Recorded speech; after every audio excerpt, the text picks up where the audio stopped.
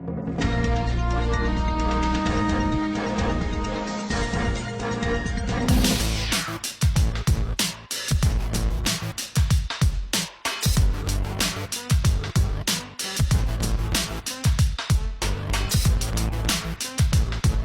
Serda Ucok eksekutor napi di Lembaga Permasyarakatan Kelas 2B Cebongan, Sleman, Yogyakarta?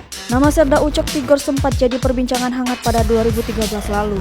Dilansir tribuntimur.com, Serda Ucok dan beberapa anggota Kopassus lainnya menembak mati 4 tahanan titipan Polda DIY pada 23 Maret 2013. 4 tahanan itu merupakan tersangka penganiayaan yang menewaskan seorang anggota TNI AD, Sertu Santosa di Hubes Cafe, Yogyakarta.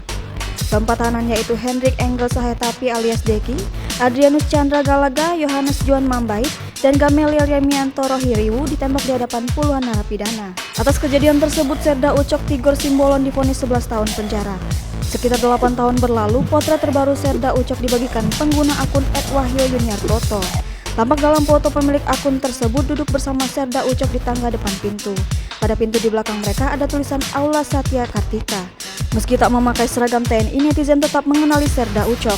Postingan tersebut langsung dibanjiri komentar netizen, banyak yang mengaku rindu dengan sosok Serda Ucok.